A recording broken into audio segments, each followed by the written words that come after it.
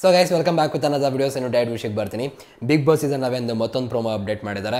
ಇದು ನೋಡಿದ್ಮೇಲೆ ಒಂದಂತೂ ಕ್ಲಿಯರ್ ಆಯಿತು, ಬಿಗ್ ಬಾಸ್ ಸೀಸನ್ 10 ಏನು ಗುರು TRP ಬಂದಿರೋದು. ಈ ಸಲ ಅದನ್ನು ಡಬಲ್ ಮಾಡಿ ತೋರಿಸ್ತೀವಿ ಅಂತ ರಿಯಾಕ್ಟ್ ಮಾಡ್ತಿದ್ದಾರೆ ಅಂತಲೇ ಹೇಳ್ಬೋದು.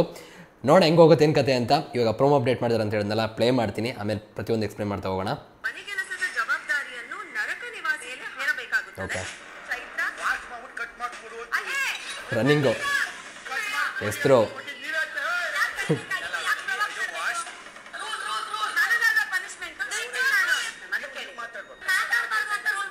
ಇದೆಲ್ಲ ಓವರ್ಗಳು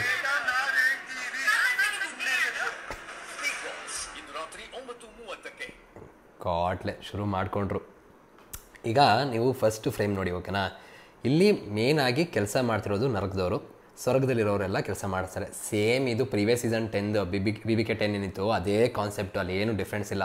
ಸುಮ್ಮನೆ ಸ್ವರ್ಗ ನರ್ಕ ಅಂತ ತಂದಿದ್ದಾರೆ ಅಷ್ಟೇ. ಅಸಮರ್ಥರು ಕೆಲಸ ಮಾಡ್ತಿರೋ, ಸಮರ್ಥರು ಆರಾಮಾಗಿ ಕೂತ್ಕೊಂಡು ಕೆಲಸ ಮಾಡ್ತಿರೋ ಅಷ್ಟೇ ಆಗ್ತಿದ್ದು. ಇಲ್ಲೂ ಅದೇ ಆಗ್ತಾಯಿದೆ. ಅಯ್ಯೋ ಕಾಡ್ಲೆ ಗುರು.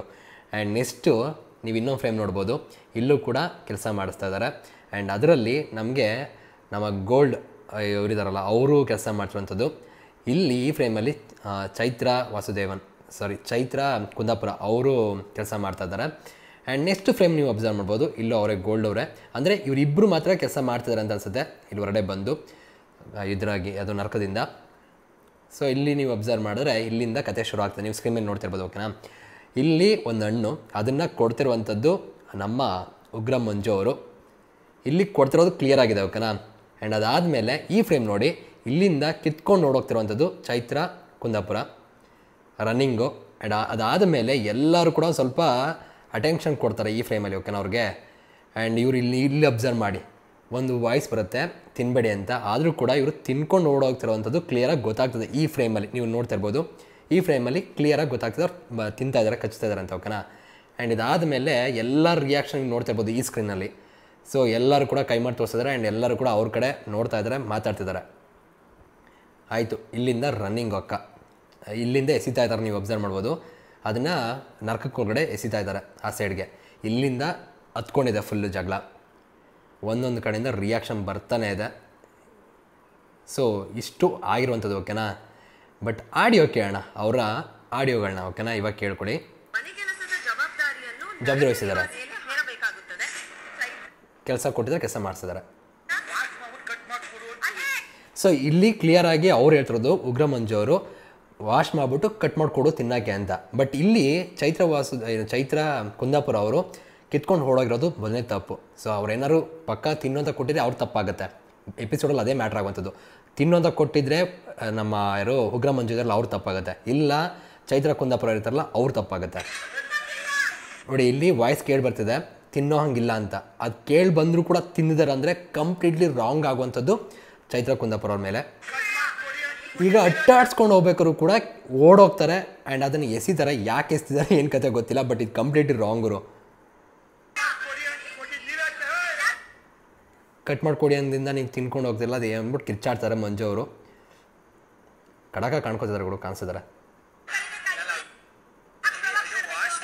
ಏನು ಪ್ರವೋಕ್ ಮಾಡಿರ್ಬೋದು, ಏನು ಕತೆಯಿಂದ ಕಾದು ನೋಡಬೇಕಾಗುತ್ತೆ. ನಿಮಗೆ ಅಬ್ಸರ್ವ್ ಮಾಡಿದ್ರೆ ಇಲ್ಲಿ ಮೋಕ್ಷಿತ್ ಅವರು ಕೂಡ ಜೈಲು ಒಳಗಡೆ ಇದ್ದಾರೆ. ಅಂದರೆ ಎಲ್ಲರೂ ಕೂಡ ಕೆಲಸ ಮಾಡ್ತಾ ಇಲ್ಲ, ಸ್ವಲ್ಪ ಜನ ಮಾತ್ರ ಕೆಲಸ ಮಾಡೋದಕ್ಕೆ ಕರೆಸ್ಕೊಂಡಿದ್ದಾರೆ. ಸೊ ಇಲ್ಲಿ ರೂಲ್ ಬಗ್ಗೆ ಕೂಡ ಮೆನ್ಷನ್ ಮಾಡ್ತಾ ಇದ್ದಾರೆ, ಯಮುನಾ ಅನ್ಸುತ್ತೆ ಅವ್ರ ಹೆಸರು. ಸೊ ಆದರೂ ಕೂಡ ಕೇಳೋಕೆ ರೆಡಿ ಇಲ್ಲ. ಆ್ಯಂಡ್ ಈ ಫ್ರೇಮ್ನ ನೋಡಿ, ಇಲ್ಲೂ ಕೂಡ ಅಷ್ಟೇ ಎಲ್ಲರೂ ಕೂಡ ಏನೋ ಹೇಳ್ತಾ ಇದ್ದಾರೆ. ಐಶ್ವರ್ಯ ಅನ್ಸುತ್ತಲ್ಲ ಅವರು. ಸೊ ಅವರು ಕೂಡ ಎಕ್ಸ್ಪ್ಲೇನ್ ಮಾಡ್ತಿದ್ರು ಕೂಡ, ಅವ್ರ ಜೊತೆನೂ ವಾದ ಮಾಡ್ತಿರೋಂಥದ್ದು ಚೈತ್ರ ಕುಂದಾಪುರ.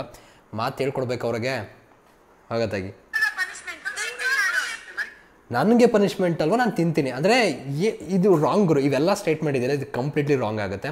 ಚೈತ್ರ ಕುಂದಾಪುರ ಅವರು ಅರ್ಥ ಮಾಡ್ಕೋಬೇಕು ವಿಷಯ ಏನಂದರೆ, ರೂಲ್ಸಲ್ಲೇ ಎಲ್ಲರೂ ಇರಬೇಕು ಅನ್ನೋದಿಲ್ಲ. ಜೊತೆಗೆ ಕೆಲವೊಂದು ಹೇಳಿದಾಗ ಮತ್ತೆ ನನಗೆ ಶಿಕ್ಷೆ ಆಗುತ್ತೆ ಅಂದ್ಬಿಟ್ಟು ಹೋಗಿ ಏನು ಬೇಕು ಮಾಡ್ತೀನಿ ಅಂದರೆ ಅದು ಕಂಪ್ಲೀಟ್ಲಿ ರಾಂಗ್ ಆಗುತ್ತೆ.